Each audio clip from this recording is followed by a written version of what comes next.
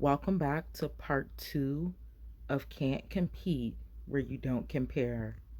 There is a Our Daily Bread reading that I read that goes with the topic, so this is why we're back for part two. When you get time, I encourage you to read First Kings chapter 3, verses 16 through 21 and 24 through 28. They held the king in awe because they saw he had wisdom from God to administer justice. The title is called The Way Wisdom Works. As a child, I brought home a report card with all S's, which stood for satisfactory. My sister, who was 5 years older than me, had a mixture of A's and B's. I thought our report cards proved I was smarter because I had what I thought was equivalent to all A's. My older brother then proceeded to offer us a test. He went to my parents' bookshelf and pulled out a book. He asked me to read a passage. I stumbled, only recognizing a few words. My sister read the passage flawlessly. My brother declared her the smartest. Lesson learned. His tests proved to be wise. The people in Israel learned a lesson on wisdom from King Solomon. Two women had delivered babies. One baby died when his mother accidentally laid on him. His mother then tried to claim the living baby as her own. The woman went to Solomon to ask who should keep the baby. When he heard the complaint, he ordered that the living baby be cut into two so both women can have a half of the child. The woman who was not the mother agreed to this order. But the true mother said, "Give her the living baby, don't kill him." When she spoke up to save the child, Solomon ruled that she was the mother and said to give her the baby. Solomon's God given wisdom was on full display. As God helps us, our actions can show others the true wisdom that comes from Him too. Going back up into the reading, there was children. There was a child that brought home report cards with S's as satisfactory, like they're just making it's good enough. And then there was another child that was 5 years older that brought home A's and B's, which then shows that their wisdom would be on two different levels. But there was an older brother that said, "You know what, let's do a test. How about we grab this book right here? I'm going to have both of you read." The brother that brought the satisfactory thought he was the smartest. He thought that the satisfactory was equivalent to A's and B's, but when he read, he stumbled. He didn't know what was said. He couldn't understand the passage, and the sister was declared to be the smartest. There was a situation in the Bible with King Solomon. Two women had babies. One mother accidentally laid on her child and the child passed away. She went and made a complaint that, "Hey, this lady has my child." King Solomon said, "Well, how about this? How about we split the child in half and you both can have the child? You both can be mothers." The mother of the child said, "You know what? Just let her keep the kid." Solomon, being a good judge, being able to read between the lines, he was able to see who the genuine mother was. Because, and you know what? I got an understanding. Because some of the stuff that go on in the Bible, we be like, why wouldn't you just take the child? Why wouldn't you even? Sometimes judgment is done a certain way. Like sometimes justice is served a certain way. Like we be wanting it's called instant gratification. Like I want you to make a decision right now, but sometimes it's delayed because just like, we talk about the jail things, you have to get all of the receipts before you can make that conviction. That I understood it even from the Our Daily Bread. Like I didn't understand it even when I had read it. I seen it in the Bible before. You can't compete when you can't compare. If you're not learning enough, if you're not studying, if you're not praying, if you're not fasting, if you're not applying, if you're not doing your extended research, how could you then think that you're smarter than someone that is?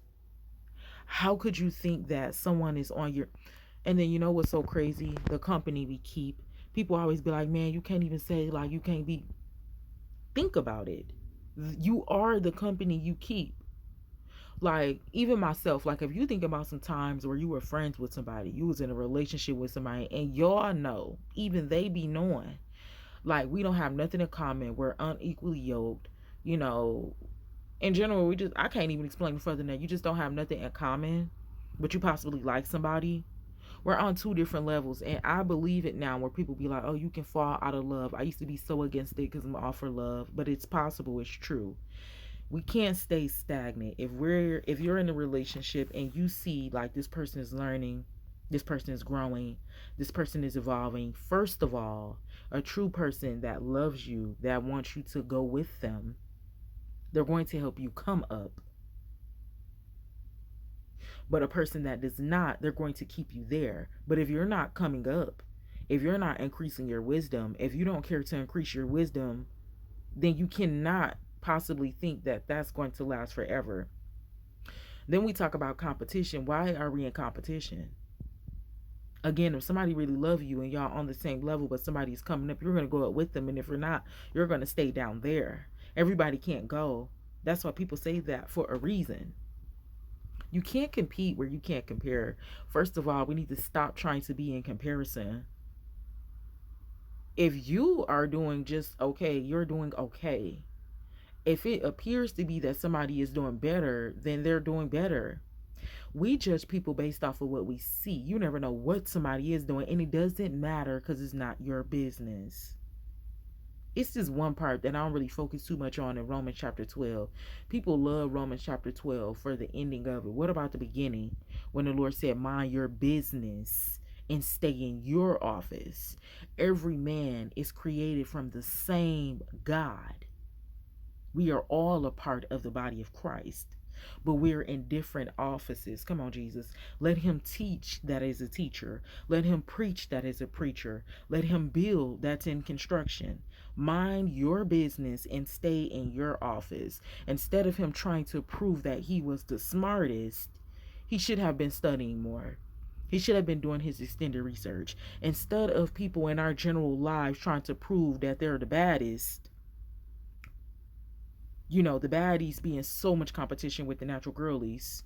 Oh, y'all be out here with braids to the back. Y'all be out here with ponytails and all of the things. Instead of being a competition with us, wondering why we're not leaving the house with makeup on, do your extended research into the makeup.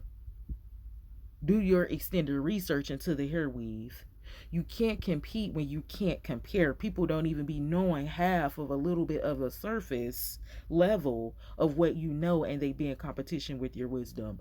I have this all the time with spiritual conversations. I don't mind talking to somebody. I just talked to somebody the other day, but if we want to go there, it's no.